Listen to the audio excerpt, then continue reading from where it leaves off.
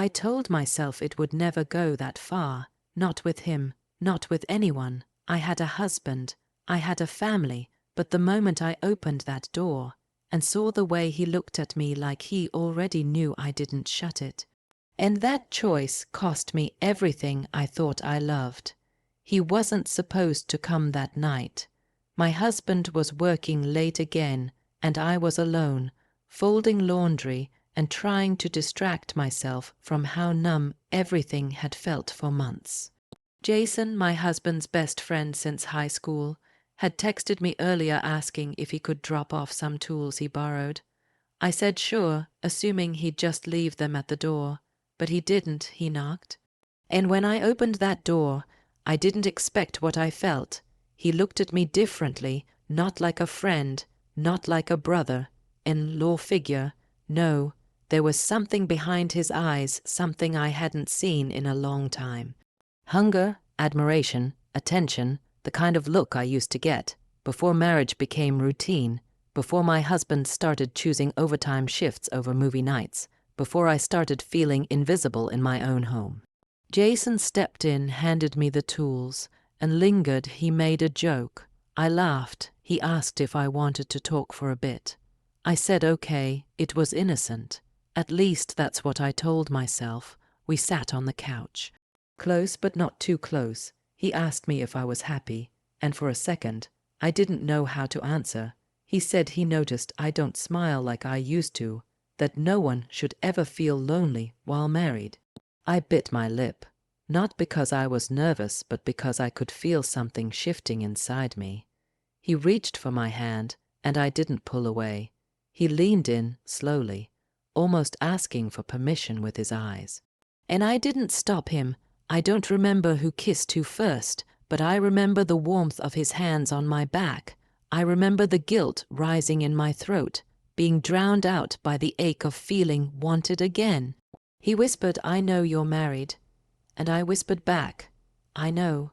But neither of us moved away. The house was silent. My heart was not. The next morning, I couldn't look at myself in the mirror. I told him it was a mistake, that it couldn't happen again, but it did, again and again. Each time filled a hole that my marriage had left hollow, but it also carved a new hole of guilt, of lies, of betrayal. Eventually, my husband found out. He read the messages I thought I had deleted. He didn't scream. He just stared, and that silence was louder than any slap could have been. We tried counseling, but trust once shattered cuts deeper than love can ever heal. Jason disappeared from our lives. I never saw him again. Sometimes I wonder if he ever cared, or if I was just the thrill of forbidden fruit. But most nights, I wonder how I let myself fall so far. If you're in a marriage that feels dead, don't look for life in someone else's eyes, because that fire might burn everything you've built, just to give you a moment's warmth, and when it's gone, you'll be left with ashes. Weeks passed, and every room in our house started to feel colder, not physically, but emotionally. My husband wouldn't touch me, wouldn't speak to me unless it was necessary. We lived in the same space, but the silence between us was thick. I tried fixing things. I planned dinner. I apologized. I even begged. But my husband's eyes never softened. It's like I had died to him, and he was just waiting for the funeral to be over so he could move on. He told me he couldn't forget the image of Jason touching me, that every time I reached for him, all he saw was betrayal dressed in my skin. I started therapy, alone. I needed answers not about why I did what I did, but why I let myself get so empty that another man's attention felt like oxygen. My therapist told me something that stuck. People don't just fall into affairs, they slowly slip into them through 1,000 tiny unmet needs. Maybe she was right, but it didn't justify what I'd done. Nothing could. One evening, months later, I walked into the kitchen and found my husband holding a letter. His hands were shaking. It was from Jason. I didn't know how he got our address again, or why he wrote, but the words inside destroyed what little was left of us. He didn't apologize. He said he missed me, that he knew I felt something too, that if I ever wanted more than a husband who treated me like wallpaper, he'd be waiting. My husband tore the letter in half without a word. Then he walked out of the room and didn't come back that night. I slept alone, curled up in guilt, shame, and the realization that even though Jason was gone, his shadow still lived in every corner of our house. A few days later, my husband asked for a separation. He said he wasn't angry anymore, just done. He needed peace, and I, apparently, wasn't where he'd find it. The day he moved out, I didn't cry. I didn't scream. I just sat in the kitchen, the same place Jason first lingered and stared at my cold cup of coffee, realizing I had no one to blame but myself. I thought that affair was a moment of escape, a breath of air after drowning in routine. But all it really did was teach me how much damage one moment of weakness can do to a lifetime of trust. Now I live alone. The silence is different now. It's not angry. It's not tense, it's just empty. Sometimes I scroll through old photos of us, back when we smiled without effort, back when love didn't feel like something you had to chase. And every time I see those pictures, I wonder, what if I had closed that door when Jason knocked? What if I had waited for my husband that night instead? What if the fire I was chasing wasn't worth the burn? And the truth is, it wasn't, because no matter how broken you feel in a relationship, cheating doesn't fix it. It just spreads the cracks to everything and everyone you touch. Love isn't about the passion that surprises you in the dark. It's about the loyalty that stays with you in the light, even when things get boring, even when it gets hard, even when you feel unseen. I didn't fight for that kind of love, and now I tell this story so maybe you will, because not every knock at the door is worth answering. I thought after the separation things would settle, that the pain would start to fade, or at least feel lighter with time. But instead, it hung in the air like stale smoke, not choking me anymore, but always there, always reminding me that something had burned. Everywhere I went, people seemed to know. Maybe not the full story, but enough to look at me just a little differently. A little colder, I became the woman who broke her marriage, the one who had it all and still wanted more. And the truth is, I didn't want more, I just wanted something back that I had already lost. Then one night, about 3 months after my husband left, Jason showed up again. No text, no warning, just a knock at the door, the same way it started. When I opened it, he stood there with this quiet confidence like he belonged. He smiled softly like nothing had changed, but everything had. I didn't invite him in. We stood on the porch in the evening air, the silence pressing between us. He asked how I was. I lied, told him I was fine. He said he thought about me every day, that what we had those moments meant something real. I didn't respond. I just looked at him, trying to see what had once pulled me in so easily, and all I could see was everything I had lost because of him, because of me, because of us. He stepped closer, said he still wanted me, and for a moment my heart betrayed me again. It beat faster, not with desire, but with fear that I might make the same mistake twice. I asked him one question. Would you have ever told him if he hadn't found out? He didn't answer. That silence said everything, because the truth is, love, real love, doesn't hide behind closed doors. It doesn't whisper in shadows.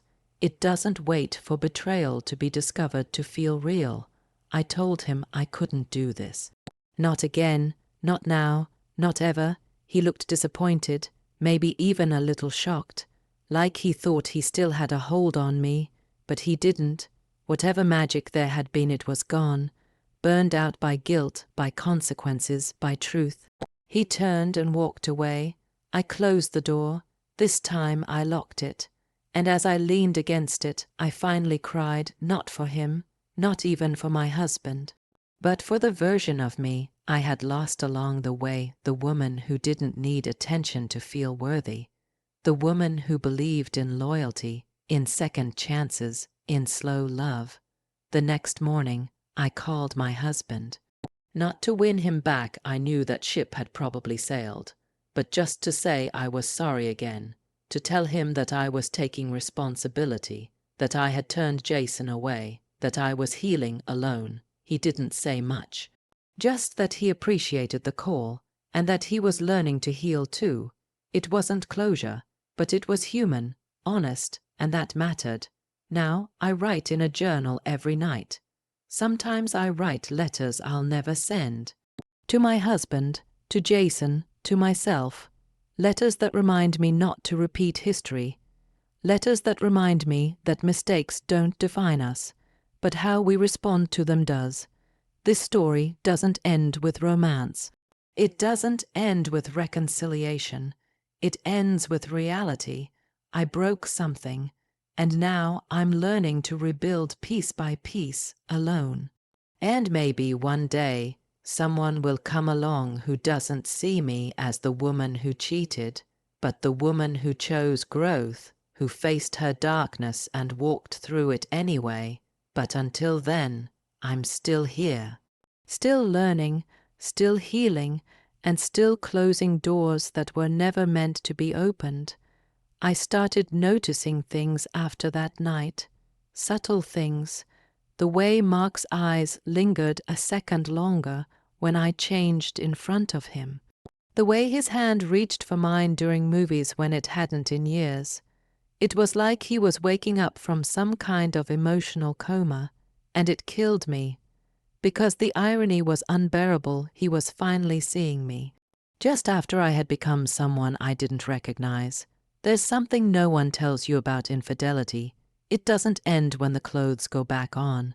It lives with you. It moves into your ribs, nestles in your bones, and whispers at 3 a.m. When you stare at the ceiling wondering, what the hell have I done? Sometimes I'd be sitting across from Mark at dinner, watching him laugh at something dumb on his phone, and I'd want to scream, to confess, to come clean, not because I was noble, but because I couldn't stand the weight of being loved by someone who didn't know he was loving a lie. But then I'd imagine what would come after, the look on his face, the pain, the betrayal, the silence, the divorce, and I'd shut my mouth. People think cheating is about sex. It's not. It's about being seen, about feeling like someone notices the cracks you've hidden for years and still wants to crawl into them with you. James did that. For one night. He made me feel like I wasn't just someone's wife, someone's partner, someone's background character. I was the main event, and that's what makes this whole thing so goddamn complicated.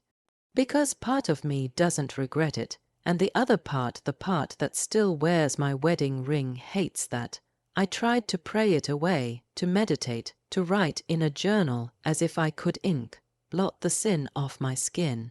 But the truth is, you can't outrun something you chose to walk toward. I saw James once more months later in a grocery store parking lot. He was with someone else, a woman, blonde, tall, maybe his age. They were laughing. He didn't see me, or if he did, he didn't react. And just like that, the spell broke. He had moved on. I stood there, frozen, cart full of things Mark and I would eat together, and I realized I was still clinging to the ghost of a moment that didn't belong to me anymore. I went home that night and cried in the shower, not because I missed James, but because for the first time, I missed myself, the version of me before the lie, before the temptation, before the fall. You know what's worse than cheating?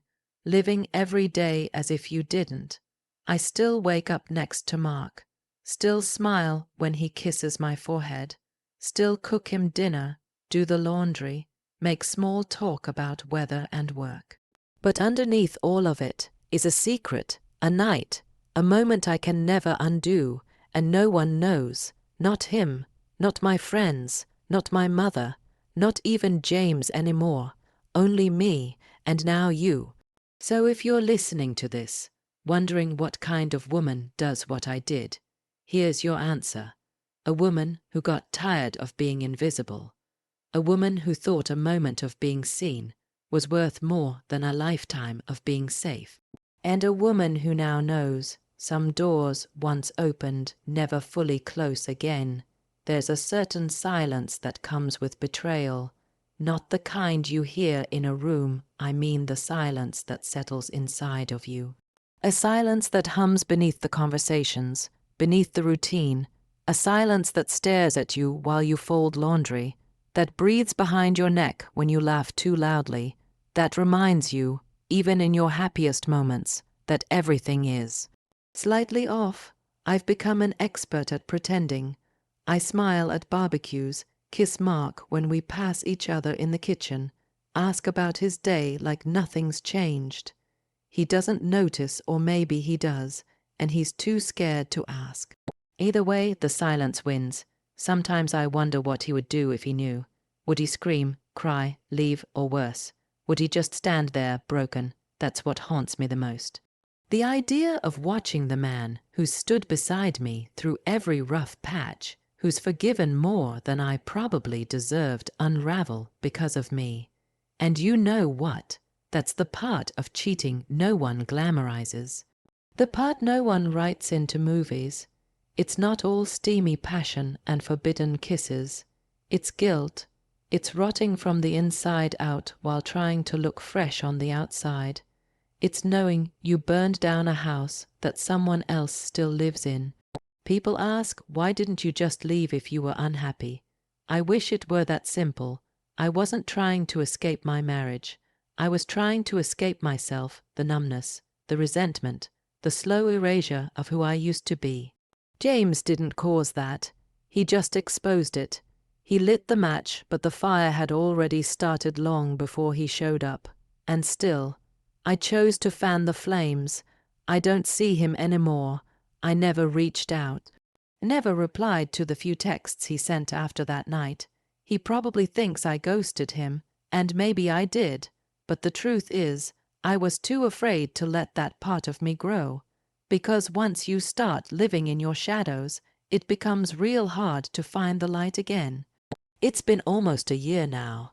Mark and I are still married. We're even planning a weekend away. Just the two of us, something we haven't done in years. Maybe I'm trying to stitch something back together that I already tore.